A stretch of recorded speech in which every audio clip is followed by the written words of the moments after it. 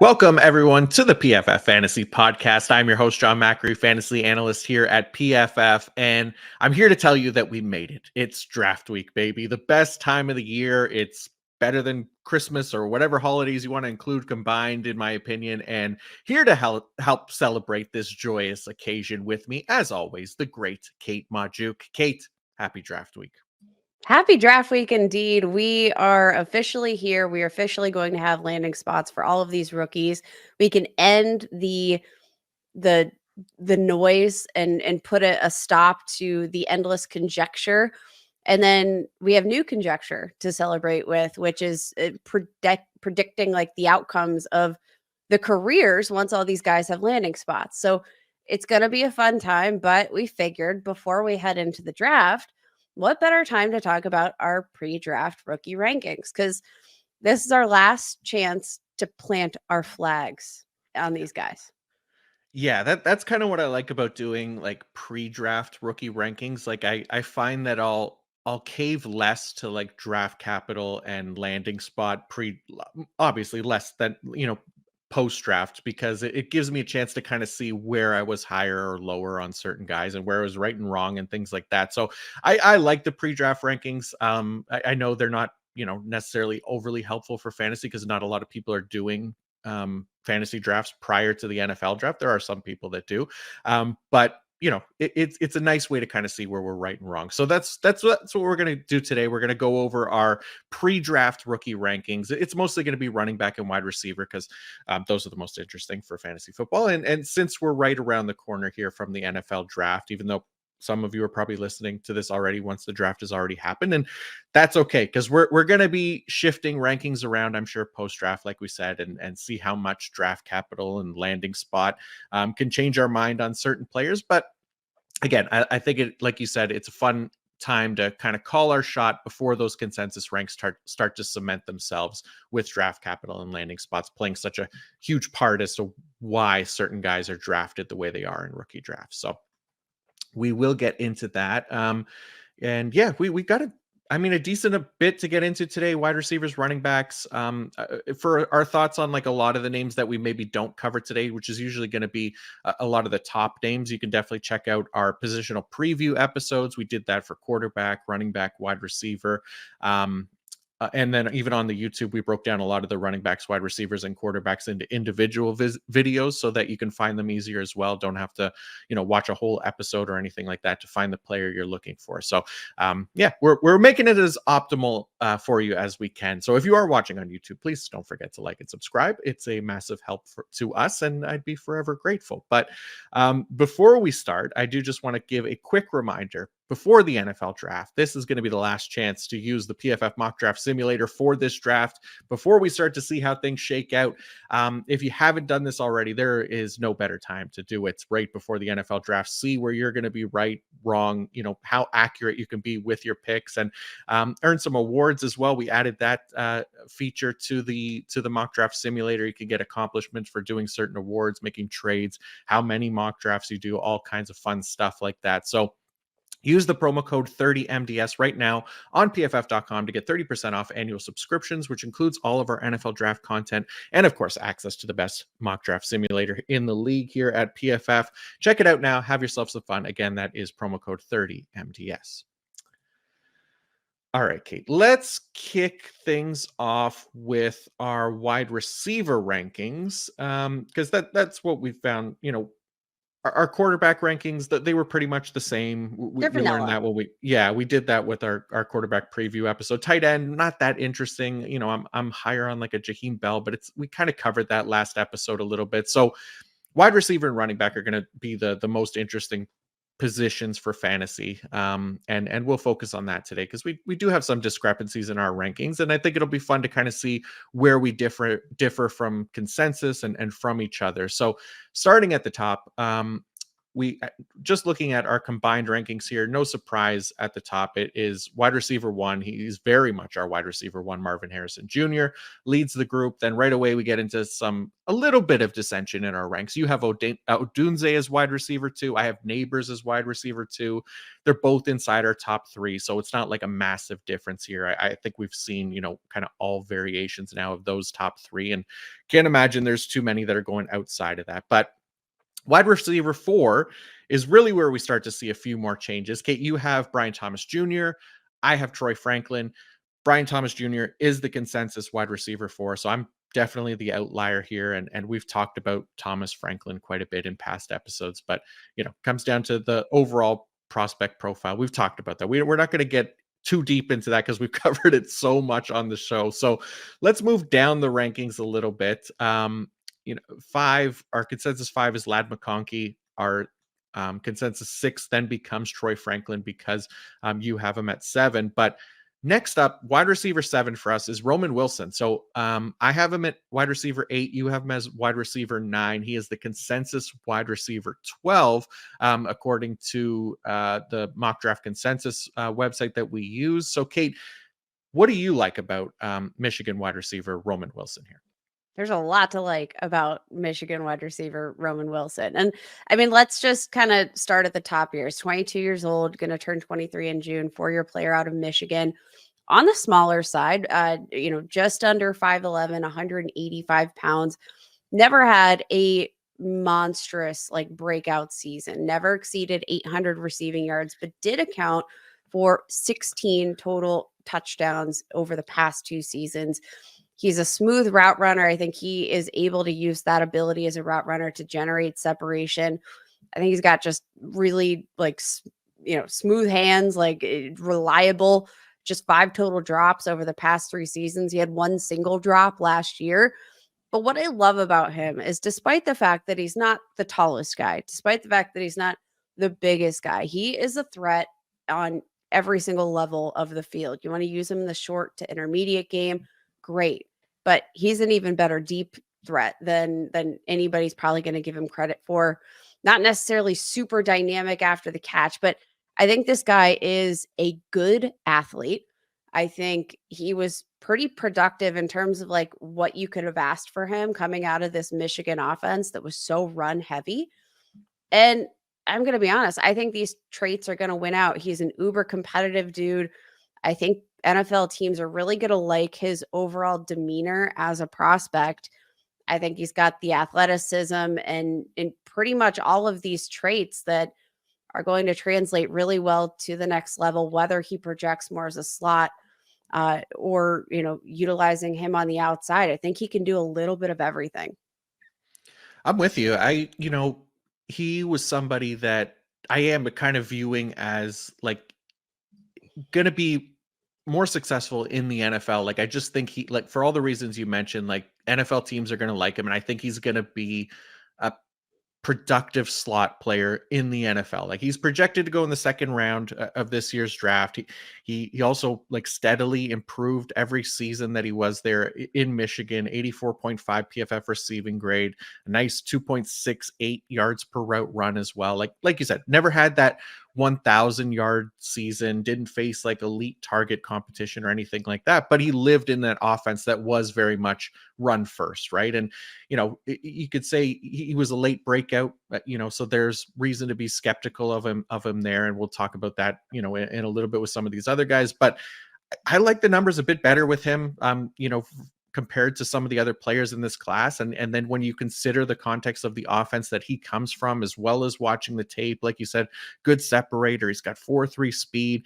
He's not a killer, after the catch by any means, but still had one of the better explosive play rates in this class at 42%. So for those like slot only type guys, he was right behind Lad McConkey for me. And I just came away really liking Roman Wilson. So that's why I have him inside of my top 10 wide receivers as well right now.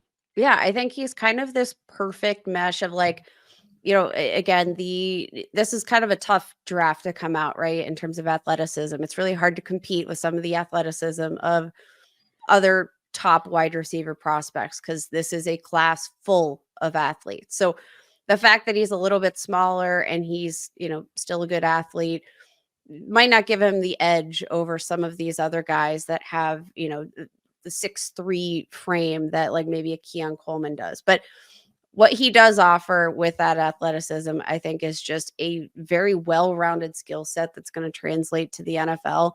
Like I said, like I don't think he just needs to be utilized over the middle of the field. Like I think he could be a deep slot option at the next level. And again, like one of these guys that I think from a career standpoint, from the makings of the wide receiver specifically, maybe not a guy with as high an upside as a Keon Coleman, but I think he's a receiver that's going to have a pretty safe floor in the NFL and, still a high enough ceiling to be worth considering here in your fantasy drafts.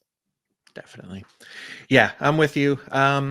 So let's keep moving down, like our combined rankings here. And the next player that is probably worth noting is our wide receiver 9, who we both have as wide receiver 11.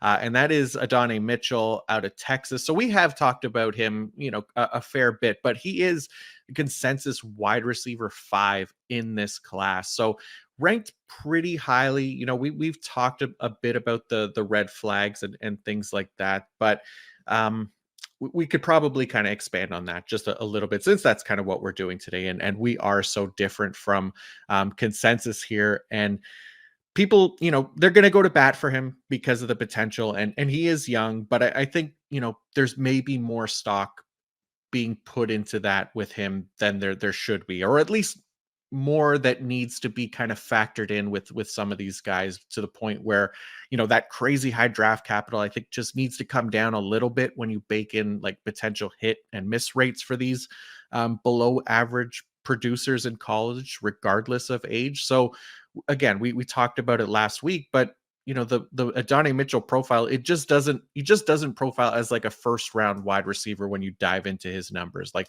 1.68 career yards per route run would be by far the lowest total for a first round wide receiver since 2016.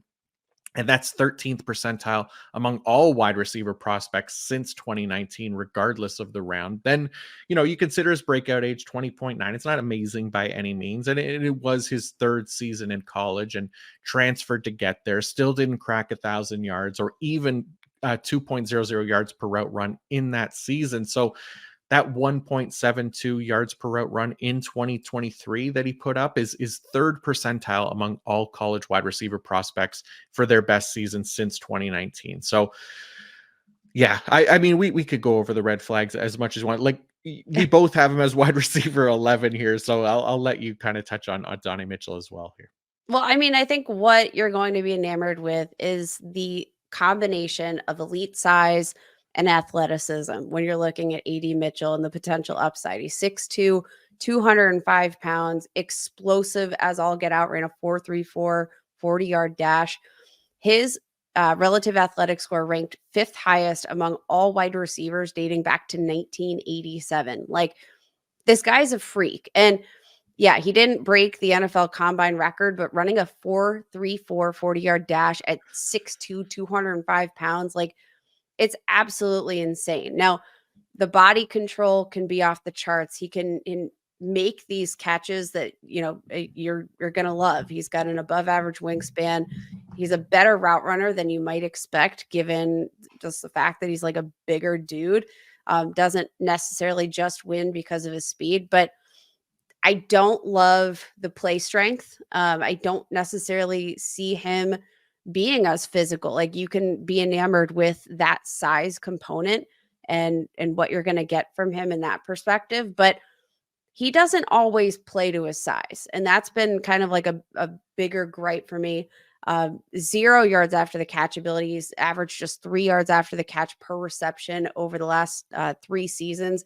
In that span, that ranked 353rd out of 356 qualifying wide receivers. Like, not great. I'm willing to give him a little bit of a pass. So like the first 2 seasons, played at Georgia, didn't play really much. Had a decent, freshman season, 426 receiving yards and 4 touchdowns as a true freshman.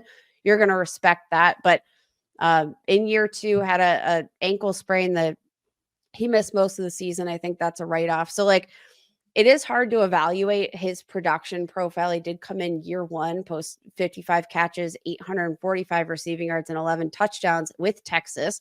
It was a good offense. He didn't take it over, but I think there's like a lot of context to him, but especially considering the fact that I don't think the play strength and I don't see that as being an ideal. His size is not an ideal representation of the actual receiver you're going to get. I think if he gets that first round draft capital, it is 100% because of that elite size athleticism component.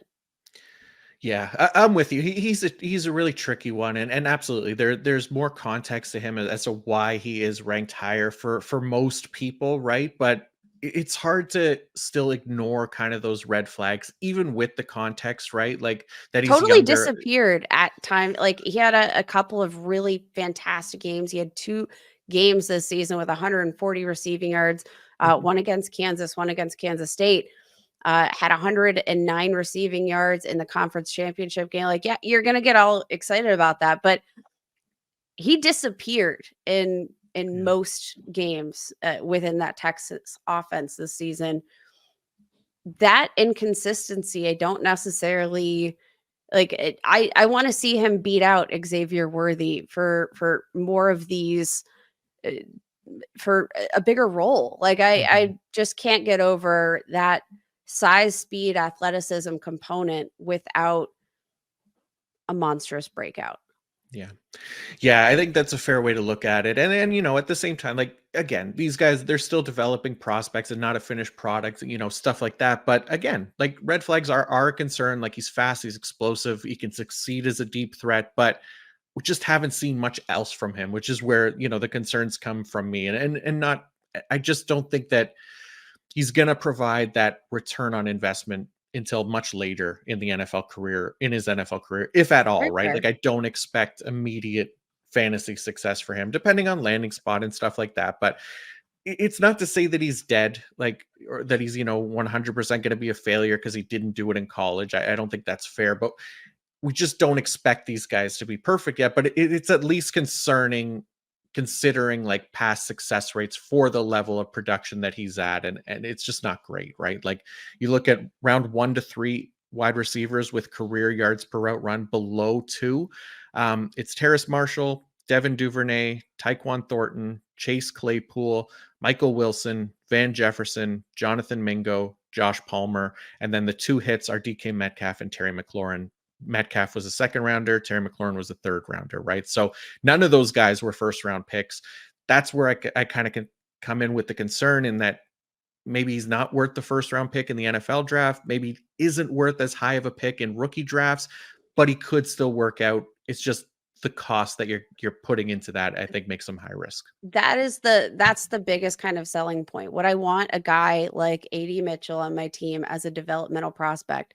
100%. But Yeah. if I'm an NFL team, do I want to invest first round draft capital? No. If I'm a dynasty manager, do I want to employ a top 5 wide receiver pick on AD Mitchell when I think there's a number of prospects afterward that are a lot safer? No. And um, you know, uh, we talked about him last week, unfortunately, a lot. Yards per target over expectation, a red flag. Personnel adjusted yards per route run, red flag. Like the analytics are kind of all over the place with a guy like AD Mitchell, and it's hard to buy in. And that again, not to say that AD Mitchell doesn't have one of the higher ceilings of this tier in our rookie rankings, because I think he does. I just think the floor is a lot lower than would be ideal for a guy with projected first round draft capital. Yeah. Yep, I'm 100% with you there as well. Let's talk about another player that now this one is one that I'm higher on and kind of rounding out our top 10 here on the combined board. It's Javon Baker of UCF, who I drag kicking and screaming into our combined top 10 because I have him as wide receiver 9. You got him as wide receiver 15. He's the consensus wide receiver 16. I really like Make the Javon case. Baker. Change Yeah. my mind, and let's see if we can't shake up my rankings by the end of this episode. Fair. So yeah, I mean, just for me, like again, this is one of those pre-draft, call your shot type guys, and somebody whose profile I just liked a little bit better. Like he does, he's going to be a potential day 3 pick. It seems like, which again makes this more of a controversial ranking, I guess, at wide receiver 9. But he stood out for me just going through his numbers. 3.21 yards per route run in 2023, really strong mark. That's 77th percentile among prospects since 2019. 2.53 career yards per route run ranks among the 74th percentile of prospects since 2019. 44.4% explosive play rate, that ranked among the 90th percentile. And then he dominated against single coverage as well, which you like to see from a guy as an outside wide receiver. 93.6 PFF receiving grade versus single coverage, that ranked among the 96th percentile of prospects. And his 5.07 yards per route run is among the 94th percentile, right? So really, really strong numbers there that I just found encouraging for him. Watching him, I liked him a little bit more. He had less of the red flags. Like he did have, I think, 15 drops, something like that, 7.7% drop rate over his college career, which it's a concerning number, but it's also not a stable metric, worth focusing like too much on here, but it could potentially pose an issue for playing time in the NFL if it does come to, continue to be an issue. But yeah, Javon Baker, one of those call your shot type guys pre-draft for me, that yeah, I felt fine kind of moving him up into my top 10, even though it's seems pretty far from consensus at this point. Yeah, some points of hesitancy for me. Obviously, didn't get involved in his 2 seasons at Alabama. Had to Mhm. transfer to UCF before we really saw any sort of production. At that point, did see year over year improvements from him in terms of yards per reception, total receiving yards, touchdown production. The drops are definitely a bit maddening, but he's a good athlete, pretty explosive, and I think he could be a big play guy. It's just, I think the concerns, generally speaking, are some of those points of inconsistency, right? Like Mhm. drops are not a stable metric, they're not predictive, but they are sometimes indicative of the lack of concentration and ability to finish, right?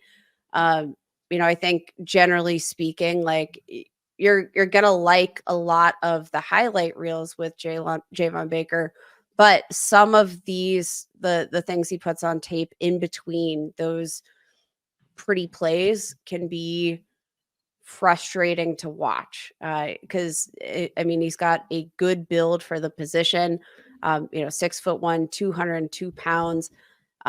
Like he I think has the kind of athleticism that you're going to want at the position. Like I think generally speaking, I just want more consistency. And when we're looking at the level of refinement for a lot of the other wide receivers that we're going to see in the similar range, which I think is why you do hear so much about the depth in this class, is that ability to find refinement in some of these, day 2 picks, even leading into day 3. Baker doesn't necessarily have that level of refinement for me, and that's what kind of gives him the edge here. But from a tools perspective, in the right landing spot, yeah. Yeah, and that's the thing, like again, more of a sleeper pick, realistically, not somebody that I think is gonna stay in the top 10 come post draft rankings time, right? Just because there's gonna be a lot of guys that go ahead of him. There's gonna be a lot of guys that get a more ideal draft capital and landing spots and things like that. But yeah, I'm a fan of his. I'll be rooting for positive draft capital landing spot for him as well, whether it's day 2 or 3. But yeah, for right now, wide receiver 9 for me, but absolutely concerns there. Not a perfect prospect, and yeah, there's reason to to be down on him as well, which obviously more people are than I am. But um, let's keep it going here with a few other picks here that we kind of differ on, either from each other or from consensus. So your wide receiver 6 here is Xavier Legette out of South Carolina. He's a consensus wide receiver 10, so you're higher on him. I came away lower on him. Another one of those guys that I kind of separated just pre-draft here, just to kind of make sure that um, I kept him out of my top 10, and then just kind of he was the one that I just kept moving back and back. But tell us about what you like about is Xavier Legette. Xavier Legette, you're going to get a great combination of side speed and athleticism, which is generally speaking the trait that you're going to get with a lot of these wide receivers in this range. 6'1", 221 pounds. I think just offers so much in terms of that overall ability as an athlete. And I think the biggest tipping point for Xavier Legette and most people's evaluations of him is that late breakout.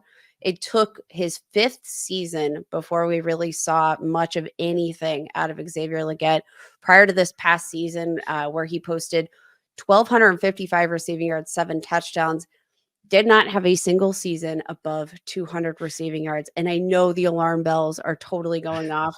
This season was a good one, 3.15 yards per route run, ranked 11th among wide receivers with a minimum of 50 targets this season, ranked 8th in the FBS in terms of total receiving yards, 16th with a PFF receiving grade of 86.9.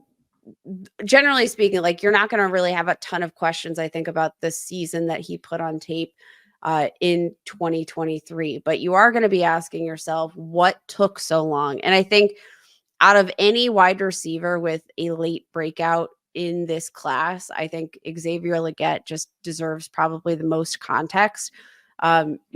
Coming out, I don't think had a necessarily great situation here for Xavier Legette.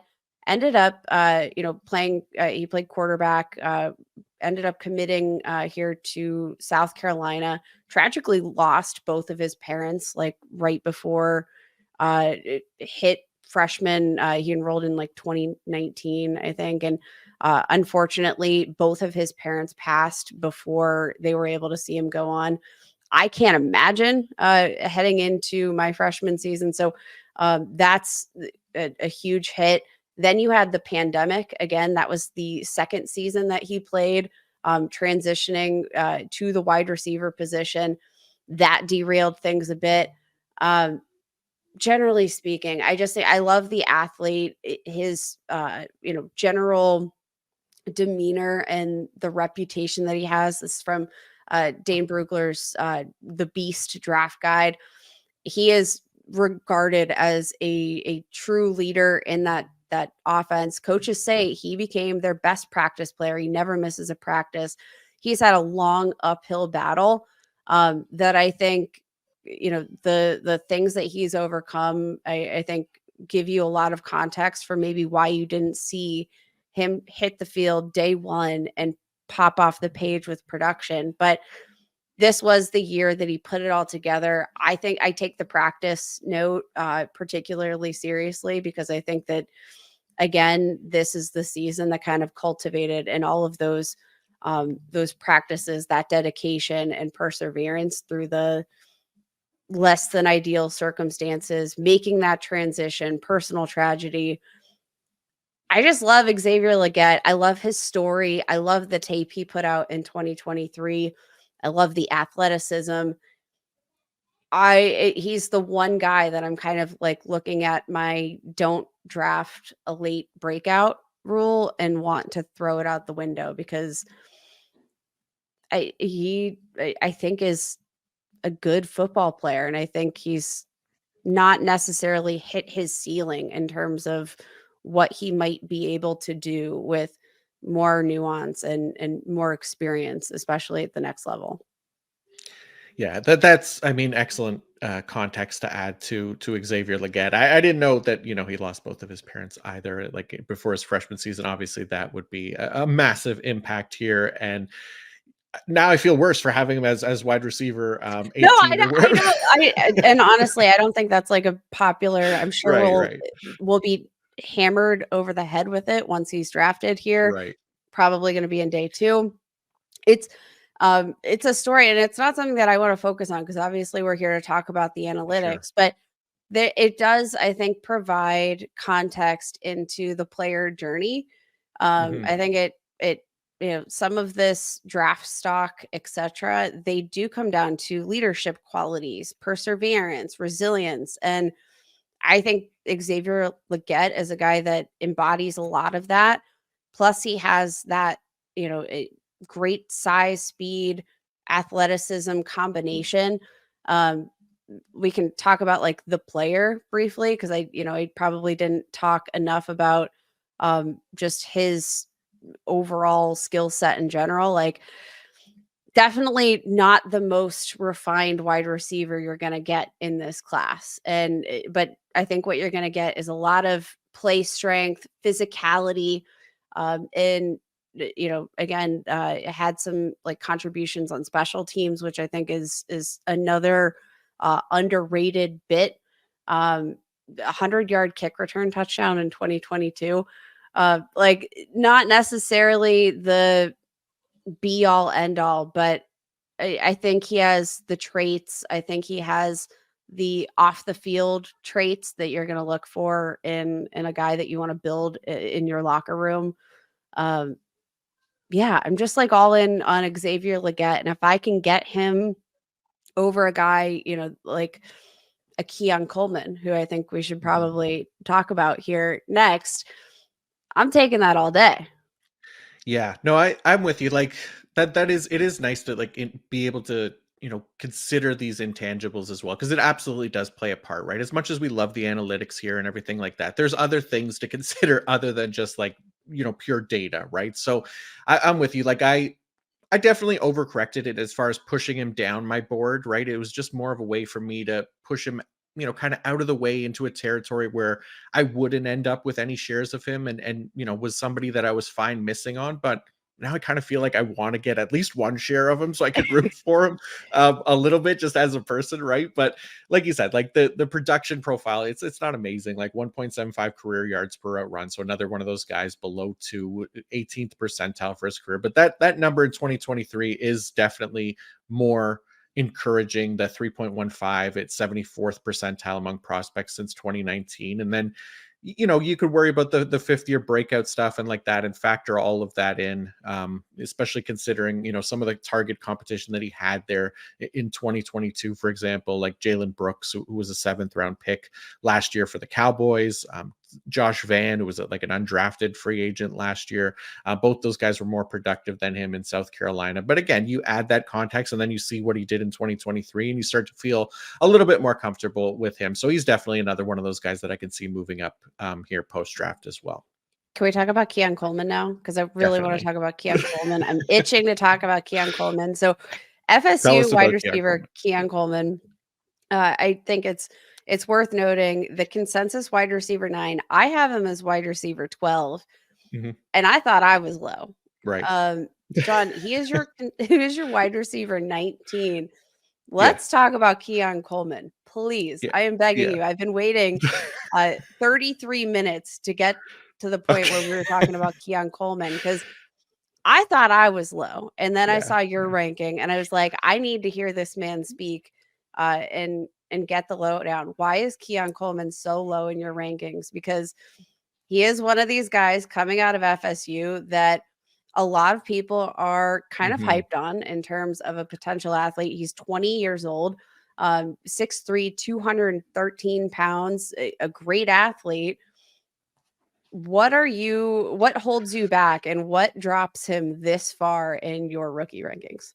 Yeah. So first off, I'm really hoping that you don't give me a backstory on Keon Coleman that makes me emphasize with it because No, I it's don't have okay. anything overly Okay, exciting thank for God. Keon Coleman. Yeah. So yeah, again, we're both lower than consensus, but he's another one. Him and Leggett, like we're both guys that I just moved out of the way basically in the pre-draft rankings. Like I wanted to have an area where I can separate where I had these guys pre-draft, and where they end up post draft for me, just to get a better idea of how different like I view the prospect and how the NFL views them before I eventually cave, a little bit to draft capital and landing spot. That's just kind of my like pre-draft process. It's not meant for clicks or anything like that, right? But that being said, potential round 2 pick here who has a great breakout age at 19, but outside of that athleticism and stuff, that's all I could really kind of find as a positive for him. Once I did my deep dive, like 1.87 career yards per out run, another guy below 2.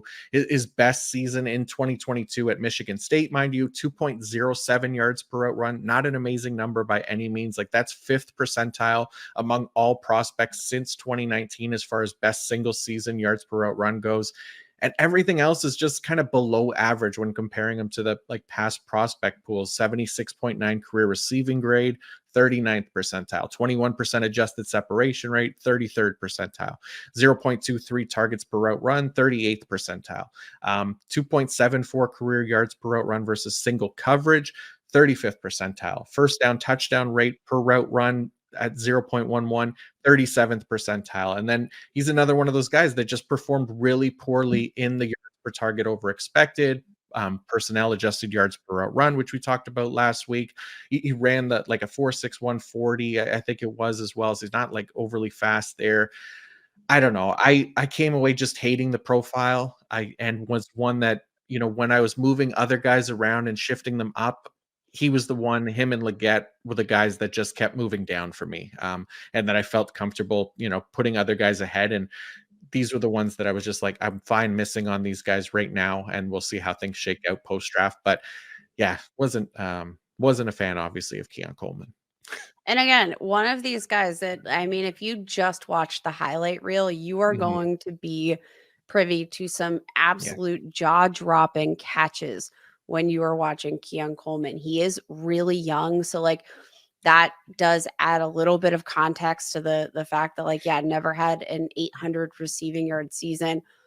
Did have a career high 11 touchdowns, but not really much like year over year improvement necessarily between 2022 and 2023. Um, but you're going to be really excited about, I think, the overall athleticism. Like he's one of these guys that grew up playing, baseball and then also played basketball. And I think that shows up a lot on tape with just his body control, generally just the way that he's able to make some of these ridiculous catches. I think it speaks a lot to his background as an all around athlete. But again, it's kind of the stuff that's like in the tape that in Mhm. between those catches that like he's not going to win as a route runner, right? Like that's not at all where he has excelled. He's going to have to make monstrous strides at the next level when it comes to his route running because I like you mentioned the advanced metrics. He ranked 449th among 450 receivers in terms of open target rate against single coverage, 28.9% open target rate. Again, that was second to dead last among Mhm. qualifying receivers here this season. That's not going to get any better in the NFL. Like this guy is going to have to find a way to separate. I do think his overall play speed is a bit faster than you would guess by a 4.61 40-yard dash. Had an impressive gauntlet where I'm pretty sure he led all wide receivers in speed on the gauntlet drills. Like, okay. I think that's probably more indicative of his overall play speed than, but like still, like he's not going to separate because he's a burner. He's not going to separate because he's a nuanced route runner. Like he has to find a way to win in the NFL because you cannot make a career off of these splash plays, and that is the biggest issue I have with Keon Coleman. Yeah, yeah. I think it's fair. And look, I again, not to be like, overly confident in like pre-draft evaluations or any kind of evaluations really, because obviously we have to be open to, missing on these players and understanding that they can absolutely develop into better players in the NFL as well, right? So I have him lower pre-draft. I'm sure he'll move up for me post-draft, right? It's just the way that I kind of do things when I'm going through my process. But he's just somebody that I've kind of come to peace with being someone that I can miss on. If he becomes a fantasy asset in the NFL, just because I trust the process, I trust the hit rates and the success rates for all those numbers I just laid out as far as past prospects and stuff like that goes. So I'm with you. I mean, He's lower it's for like, me. Yeah. let's be clear, you might bank on those traits if you Hmm. were looking at any other draft class, right? But this Right. is a draft class that I think offers a lot of refinement pretty deep down the board that like Keon Coleman does not have. So like if you're enamored with Keon Coleman, I think it's more of you betting on the athlete necessarily than the refinement he has as an NFL receiver. I think there are a lot of pro ready receivers in this class, and Keon Coleman is not one of them. Yeah. And that's where I'm at too. And the same thing with athletes, right? Like there's other athletes to bet on who have better production profiles as well. So Yes. those things combined just kind of push him down for me. But any other wide receivers you want to touch on, or should we move to the running back rankings? I think we should move to the running back rankings because, Let's do it. again, I think we're going to get a little bit spicy. Okay. I like spice. Yeah, it's a group that, isn't getting a ton of love coming into the draft, but that doesn't mean that there aren't players who we're feeling hopeful about in getting potential high value draft capital or landing spots. So we'll dive into it here. Looking at our rankings, our top three are the same three players. You have Jonathan Brooks as RB1. I have Trey Benson as RB1, but we both have them 1 and 2. And we both have Audric Estime of Notre Dame as RB3, 5 spots higher than the consensus. I think it's hilarious that we both came away loving Estime in the same way. So that's probably going to be, the most interesting spot to start for people who maybe didn't listen to the running back preview episode. Kate, why do you love Audric Estime so much? Audric Estime to me is probably the second most overall complete running back prospect in this class in terms of overall skill set, in terms of analytic profile, tape, ideal size for the running back position that you're going to find in this class, besides Jonathan Brooks, who unfortunately tore his ACL. Now, I obviously like the biggest catch with Audric Estime is going to be that 40-yard dash. Like let's start with the positive because I do think that's the one thing holding people back. He's 20 years old. He's going to turn 21 in September. Third year player out of Notre Dame. Um, you know, again, has that kind of ideal size for a running back, 5'11, 221 pounds, great length, big hands, 10 and a quarter inches. My God.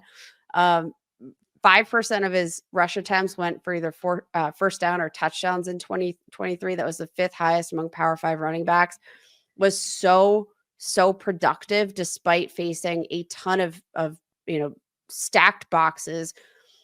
Plays with a lot of contact balance, has a 30% missed force tackle rate, ranks 8th. I think there's so much to like. Ranked second in the Power 5 this past season, 4.3 yards after contact per attempt. Then you get to the 40-yard dash, 4.71 40-yard dash, which pretty much unprecedented. But I'm going to, again, turn the blinders on because I think it was just 55 total runs went for 40 or more yards last year. Let's not pretend like that's the be all end all. He had a 1.58 second 10-yard split, ranks right middle of the pack in terms of percentile rank among running backs, 53rd percentile to be exact. 10-yard split, probably a lot more indicative of what you're going to get on an every down basis, as opposed to this straight line speed, which he doesn't have and isn't necessarily the pinnacle of his game. The pinnacle of his game is power. He plays like he has the ideal frame for a running back. It translated to the tape. I think even for being like a bigger back, a lot of more refinement in his overall movements than you would probably guess. I love Audric Estime. I'm with you. I mean, look, we both have him as RB3. There's you laid out everything. I mean, just consistently improved as a runner as well over his time at Notre Dame. That 94 rushing grade in 2023 was a top 3 mark in the FBS. He posted a 92.1 rushing grade versus a stacked box for his career. That's the best mark among all running back prospects since 2018. Career rushing grade 95.3. That ranks among the 93rd percentile of prospects. 4.1 yards after contact per attempt ranks among the 85th percentile. He's also earned top 3 career grades in this class on early downs, goal to go situations, and he was the highest graded back in this class on zone concept run plays as well. So something promising if he lands in one of those kind of zone heavy rushing schemes as well. But like I said, biggest red flag, the 4.71 40 time. He did improve that at his pro day 4.58, but it's not a great score. It's gonna maybe hurt his draft capital as well. But I just feel like as far as backs in this class go, I think he's absolutely getting slept on here by the draft community. Like RB8, I don't know, it feels a bit egregious to me, but we'll see how things shake out post draft here. But I'm Hey, with you. I love Estime. but you know what? Like the good thing is, so like speed is not the pinnacle of his game. Hmm. He has a 10% breakaway run rate, which Yeah. over the past 3 seasons, um, you're gonna kind of take that all day. 75th percentile for breakaway run rate over the entire course of his career over the past 3 seasons. And the way that he can kind of maybe hurdle that, but for lack of a better term, that 40-yard dash, he can hurdle, pardon the pun. But I think where he wins is with that play strength and the contact balance. So being able to play through that contact gives him, I think, a massive edge, because like that's how he's going to break away and he's going to earn those breakaway runs is by bulldozing guys through contact, like Hmm. and being able to win in that way as opposed to being able to outrun players. That's not necessarily going to be what you're looking for from him. But I do think, like, in terms of, there are some times where the analytics don't necessarily match the tape, doesn't necessarily match the athletic profile. I do think, largely speaking, like, Estime is a guy that, a lot of the tape, I think, reflects, the analytics reflects the, pretty much everything outside of that 40-yard dash time, ranked 86th percentile in vertical jump, 87th percentile in broad jump. Um, like those other explosive metrics, he dominated. Again, like the bad is that he's not going to be breaking off 50-yard runs, and that doesn't happen much in the NFL anyway. Yeah, I'm with you. And look, you mentioned the explosive play rate, the breakaway play rate. Like it just speaks to like his vision, his ability to create with the ball in his hand as well. And I think that translates a lot better to the NFL also. So yeah, I'm with you. I think RB3 might be high for some people.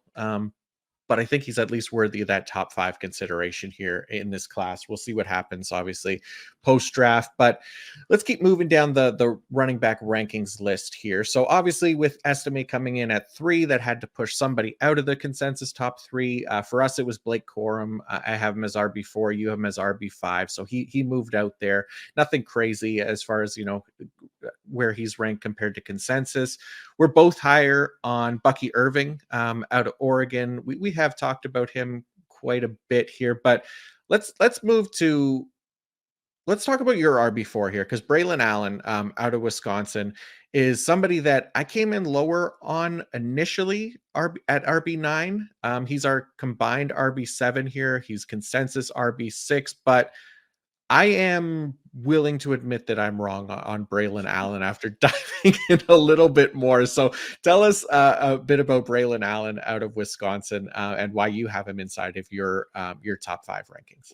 Braylon Allen, literally the youngest player in this draft class, just turned 20 years old in January. He's a third-year player out of Wisconsin.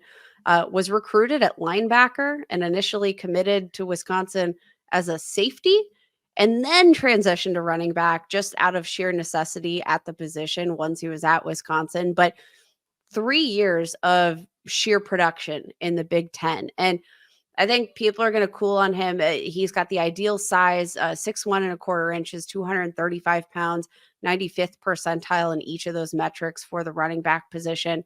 Averaged 5.9 yards per carry over his collegiate career. I do think, like, generally speaking, not the strongest in pass protection. He actually led all running backs with 15 pressures given up last season. On the flip side, he is a pretty experienced pass protector. So I think, like, for a 20-year-old with, that kind of level of experience heading into the pros, there's obviously a lot that needs to be cleaned up in terms of technique and maybe reading some of those blocks. But generally speaking, what you're going to get with Braylon Allen is a guy that is truly built like a NFL running back, has the size and I think the willingness to be a solid pass blocker. Biggest weaknesses, you didn't see necessarily that year over year growth from Braylon Allen. He kind of came out hot at Wisconsin, was freshman All American, like led the team in rushing, and then it kind of just it didn't feel like it continued to grow on that. But experience as a receiver, I think he does a lot of the little things right. Biggest issue probably for me will be the fumbles. He had 9 career fumbles, just 4 last season. He's going to have to work on the overall protection when it comes to the ball. But the positives for Braylon Allen, again, I mentioned that size component. I mentioned the youth, like, the projecting the overall upside for a guy like Braylon Allen is a lot easier when you realize that he is built well. I think he's got really solid vision, solid footwork. And I think he's just kind of like this really intuitive running back that I can see being a 3 down guy when it comes to the next level. Yeah, I'm with you actually, because I was very surprised with the level of experience that he has already at that young age, and the production is pretty solid to go along with it, right? But originally thought he was older. I think maybe the experience, the amount of carries and stuff like that before I had that context kind of pushed him down for me a little bit. But like you said, the youngest running back in this class. So that's just a flat out mistake on my part. But I'm going to move him up post draft most likely. It's just missing that context from the numbers at the time. But he did. He had a productive career for the Badgers. He played significant snaps across all 3 years there. Like you said, didn't necessarily have like that steady linear progression that we would kind of hope for, but still super young. He totaled nearly 600 career carries and just under 3,500 rushing yards to go along with 35 rushing touchdowns. So that's a good amount of experience to have for a young running back. And I think that helps him, at the next level as well, because not only is he young and he's going to have more time to develop, but he also has a lot of this experience already, considering that he didn't come into into college as a running back, which is pretty surprising there, right? So, I think there's just so much room to grow in terms of yeah, like the mentals of the position. I think yeah. he has the body, right? Even at 20 years old, for him to have that Mhm. frame, 6'1", 235 pounds, like, that's pretty dang impressive. Apparently, he's like a weight room like junkie. He loves the weight room, and it 100% shows up. Like, not necessarily the most violent runner, but I think generally speaking, you're going to get a player that can do a little bit of everything and has a little bit, like, I don't think you're drafting him in your rookie drafts as this being his ceiling, right? I Mhm. think there's a ton of room to grow at the next level, especially when it comes to the mental aspects of the game.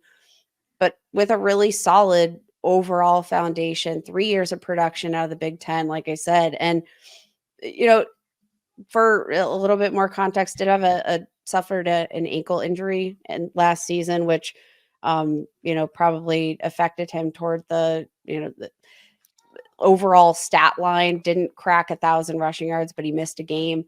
Um, So, like, I don't know. Take that for what you will, but I think he's a guy that has a lot of traits that you're going to like at the Mhm. position. That the ceiling could be, I think, pretty high, especially in the right system. Yeah. Yeah, no, I like it. I definitely like the size, as well. Decent size there, and he's delivering on that size as well, right? Like above average as far as yards after contact per attempt for his career as a 3-year starter. He's the 64th percentile there. Um, he's not amazing at making guys miss or anything like that.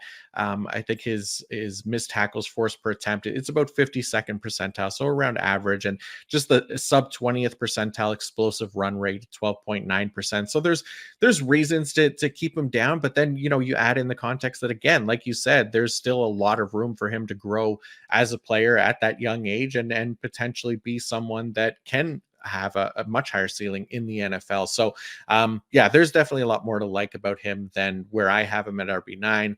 And I feel like I could definitely see myself moving him closer to consensus here, post draft. All right, let's look at a couple more running backs as we go down the list. So Braylon Allen was our combined RB7. People might be asking, where is Jalen Wright out of Tennessee? We were both came in lower on him than consensus. He's a consensus RB4. I have him as RB7. You have him as RB8. So we got him outside of our top five. I think he's one as well that potentially, again, landing spot draft capital could move up the ranks depending on how things shake out. Because I don't hate him either. Like, he actually had decent production and numbers coming out of college, 92.5 career rushing grade. Like, that's a nice number. It's 80th percentile. He had a really good showing at the combine. For me, I think, you know what, I think I let film my personal film bias probably drop him too much for me. I could see myself adjusting. I just didn't like the vision and things like that when I was watching him, and just found more stuff to kind of push him lower in the ranks. But it's not like he has like a terrible production profile or anything like that. Wasn't like overly productive as a receiver or anything. So I'll be curious, what were your thoughts on having him kind of outside of the top five where most people have him? It definitely comes down to, I think, more of the film than, like you said, the production profile. The Hmm. production profile, it, plenty to like there. You look at the athlete himself, 5'10" and a half, 210 pounds, good size, ran a 4.38 40-yard dash. That's 95th percentile for the running back position. 38-inch vertical jump, that's 86th percentile. 134-inch broad jump, that's 98th percentile. So, like, tested as the athlete that we all kind of saw coming out of Tennessee. Lots of burst, the ability to break tackles once he's in the open field. He's got a solid chance of, making his way into the end zone. That being said, did have a career best, just over 1,000 rushing yards this season. Only had 4 touchdowns, which I kind of found surprising. You mentioned the vision, which is something that is not going to show up in the box score, and I do think it's lacking. Now, I do think that's something that he can develop at the next level, which is why I think landing spot is going to be important for Jalen Wright. I would love to see him enter an NFL offense where he doesn't have to be the primary back day one. Just did a released an article today highlighting just good fits and bad fits, and Jalen Wright to the Houston Texans is probably one of my favorite fits. Would add a lot of speed and burst to that offense that I think is lacking, but he would have that luxury to play behind Joe Mixon and not play a crucial every down role, because I don't necessarily know that the offense that was executed for the Tennessee Volunteers is one that has forced him to make improvements on vision, right? Like, they were running kind of this wide open scheme that doesn't really translate to the NFL whatsoever. Like, is that to say that he can't get there? No, because he has all of the physical traits in the world. The question is just like, how much does what he was asked to do in Tennessee actually translate to the NFL? Faced it in 8+ man box on just 4 of 138 runs last year. Like, Hmm. we talked about Audric Estime and one of his calling cards. Like, he's proven against stacked box. Like, we have no idea what we're going to get from Jalen Wright in that regard. Like, he's going to need a good offensive line. He's going to need to develop the vision. Like, I think generally speaking, when you're looking at these consensus rankings, people are really excited about the athlete. I think that elite athleticism is going to get him high draft capital. It's just a question of like, he's a projection. He is 100% a projection to me. So like the type of offense that they ran at Tennessee, I think makes it a lot more difficult to evaluate his analytical profile, because the context of it doesn't necessarily translate to the type of offense that he's going to be running in the NFL. Yeah.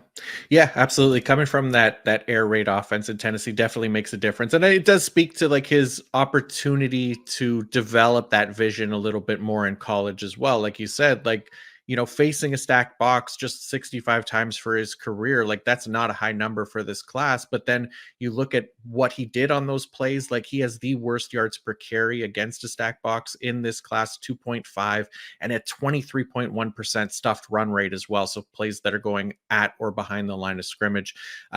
That's a high number for this class as well, one of the higher ones. So it just again kind of speaks to the vision and the stuff that we watched on film a little bit more, and the concerns there. And I'm with you, definitely more of a projection slash project player in the NFL. So that's kind of what keeps him outside of the top 5 for me as well. Um, Rounding out our top 10 was Tyrone Tracy out of Purdue. So Tyrone Tracy, I have him as RB10, you have him as RB11. He's consensus RB13. So this is somebody that I included in my sleeper article. He's interesting to me. He's a former wide receiver turned running back after transferring from Iowa to Purdue. So really kind of limited experience as like an actual running back, but on the smaller sample size that we've seen him when he runs the ball, like he's proven to be kind of one of the most explosive and elusive backs in this year's class. His 23.1% explosive run rate is the best in this year's class. That's 97th percentile among prospects since 2018, just behind Javonte Williams, just ahead of Ramondre Stevenson, who was also a small sample size guy. But Tracy, like he's tied with the best running backs in the PFF college era as well in missed tackles forced per attempt, 0.39, albeit like a very small sample size. It's 148 career carries. So doesn't quite have the, this is sustained success as like a Javonte Williams, Bijan Robinson, Trey Benson, all those guys who have had over 300 career carries in that regard. But I think he should be, considered as one of those project players as well once he gets to the NFL. But I like the receiving ability. I like the explosive playmaking. Like that just makes him kind of a high upside player for me, like worth taking a shot on in fantasy rookie drafts. And, being a project player at 24 years old is maybe going to be an issue for a lot of dynasty managers. And that's why. That's the thing. The Yeah. age, like that production obviously came in his 6th Yeah. season in Yeah. the NCAA, which again, put in context to that, yeah, he switched positions. So like that, the production at Purdue, I think like you almost have to kind of, put that in its own bucket and put his career at Iowa in a different bucket, and Yeah. just kind of separate those two, because they are very different skill sets, right? Um, Definitely a project running back. I think, in terms of vision, can earn a bit more in that regard.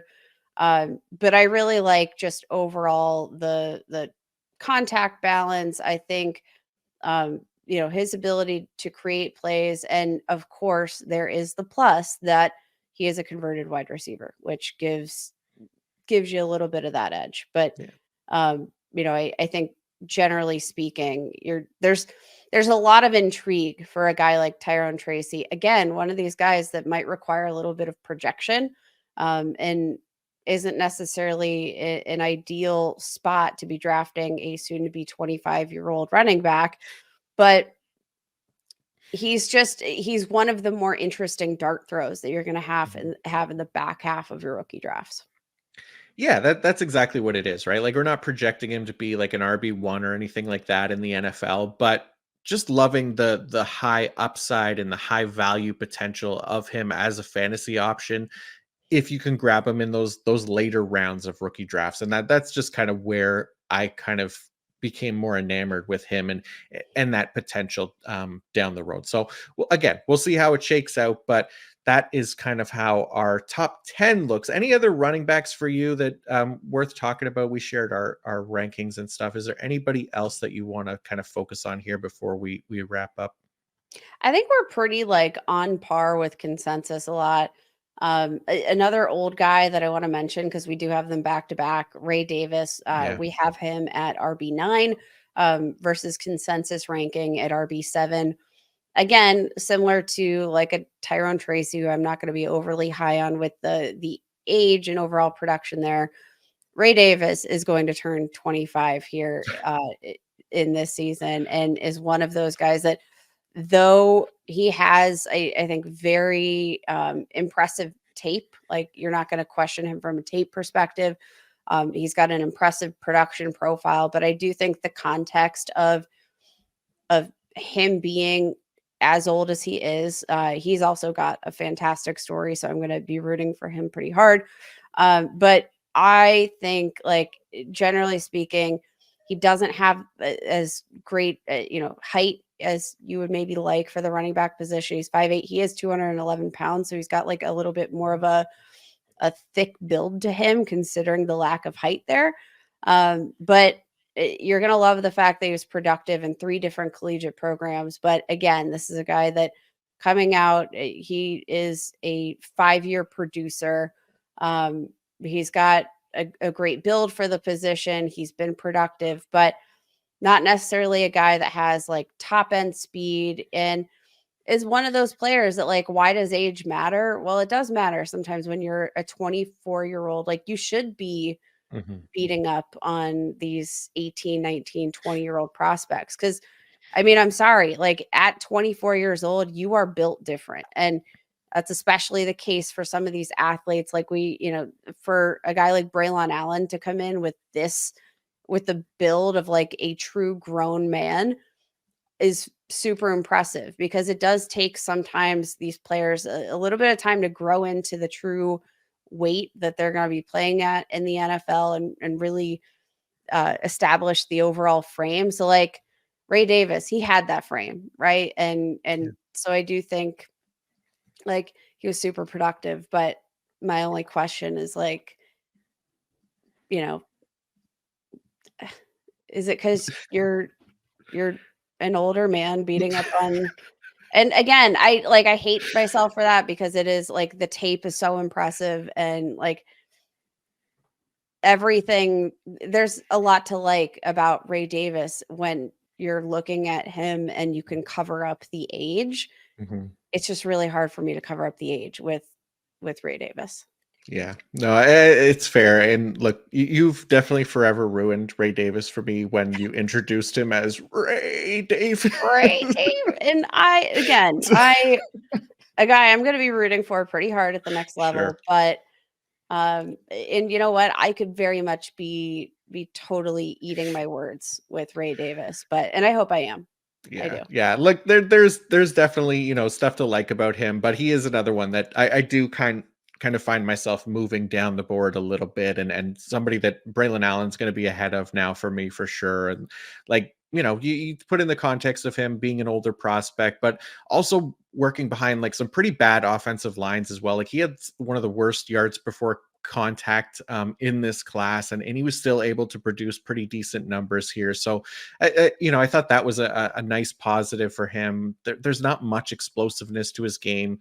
It doesn't add a ton after contact necessarily, but like overall production numbers are not terrible for Ray Davis. So yeah, we'll see again where that one shakes out, but definitely come in a little bit lower on consensus than uh, with him as well.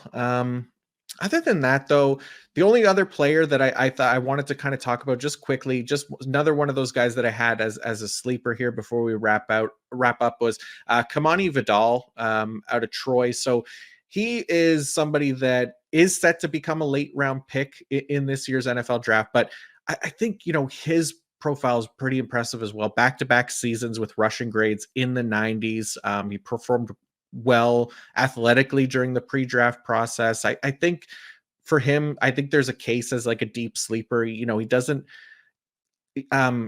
lack experience as a starter either. We talked about that with Braylon Allen being a nice plus to potentially translate to the NFL. He has more carries, 780, than any other back in this year's class, which obviously is going to create a lot of good production there.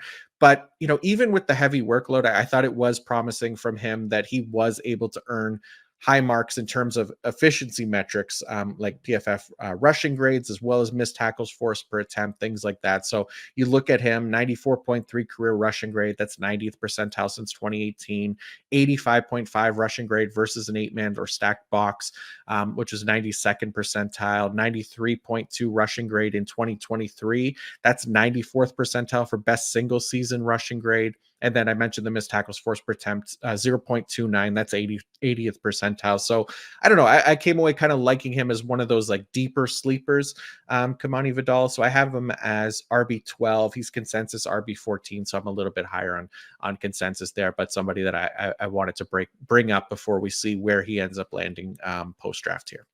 Very fair. And again, like a question mark, obviously, given the production profile, given the advanced metrics, is going to be the quality of that competition. And Mhm. what you are going to give Vidal is like the kudos. Like, you can't control the level of your competition, obviously, based on the team that you're playing for necessarily, but what you can do is beat up on the lower levels of competition that you are going to play. So like the bigger red flag to me is not necessarily guys coming out from smaller programs, again, against lesser proven competition. If you are going to be coming out of these lower level conferences and not facing as many of these challenging defenses, what I want to see is for you to absolutely dominate. And Mhm. Vidal absolutely checks all of those boxes in terms of dominating that offense.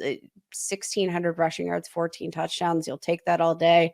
He's got a thick frame. You're gonna love that. So I think this is a fine projection. Again, one of these guys that like you don't necessarily know what he's going to bring to an NFL offense. He's a little bit like on the shorter side for an NFL running back, but Mhm.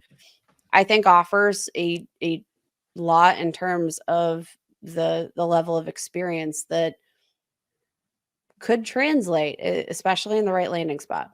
Yeah, no, definitely. Yeah, if we're gonna, I'm with you. If we're gonna plant flags on guys, coming out of the group of five or wherever, you definitely want to see them dominate against lesser competition. And yeah, I did like him for that as well. So, but yeah, that is pretty much gonna do. Anybody, unless there's anybody else that you wanted to talk about, but we're yeah. No, I think everybody is going to have plenty to say about our overall rankings. My bold prediction is that we're going to be too high on Audric Estime, too low on Jalen Wright, Right. and that we're dead wrong on Ray Davis. Those are my predictions for what's going to be shouted at us on social media. But hey, that's as long as you're shouting at me and engaging with me, I want to hear your thoughts on our rookie rankings because I don't know. They could turn out pretty differently in the post draft process. Landing spots are going to make a big difference, but I do think that this is a great exercise because it is your pure evaluation of the prospect themselves, and I think that makes projecting them to the next level a lot easier once we have those landing spots. So, a good exercise nonetheless. Yeah, no, I'm with you. I love doing it like this, going through the pre-draft rankings and then seeing where things all shake out, and where we're right and wrong on prospects according to the consensus and according to where the NFL values the guys. It just makes it for I think a helpful exercise here in where we're going to go with these guys post draft as well. So I had fun doing this with you, Kate, and thank you to everybody for tuning in as well. So next week, on Monday, we're going to be doing a live rookie mock draft while giving kind of our immediate thoughts on the NFL draft, where these players landed and how the NFL values them and things like that. We'll get Nate involved in that one as well. So, we could get more of a consensus on these rookies as we're almost certainly all prepping for rookie drafts now once the NFL draft wraps. So, Kate, as always, thank you for putting in the work on these rookies and for this episode and dropping knowledge on us all. So I really do appreciate it. I know you've been writing a few pieces on PFF.com as well. So please let people know more about what you got going on here and what else you have going for draft season. Yeah, give me a follow on Twitter at Kate Magdziuk. That's Magdziuk. On X, Twitter, what have you. Got a few good articles dropping this week here on PFF. Discussed some of the top fantasy football landing spots that I've got my eye on heading into round one, as well as some of my favorite and least favorite fits for fantasy. And last but not least, the bomb I'm dropping, the profile on why Audric Estime is the most underrated dynasty asset in this draft class, dropping Thursday morning, which if you didn't get enough Audric Estime here on this show, definitely be looking for that. Love that. I cannot wait to read it. I already know that I'm right there with you on Audric Estime. So yeah, definitely check out all of Kate's work as well. I got my pre-draft rankings. They're all up on the website as well, pff.com. But most importantly, enjoy the NFL draft, as I'm sure some of you already have been if you're listening to this beyond Thursday. But yeah, keep it locked here on the PFF Fantasy Podcast and on the YouTube, where we ask you to please like and subscribe. And we'll continue to keep the rookie content rolling into the next few weeks as well. So until next time, peace out.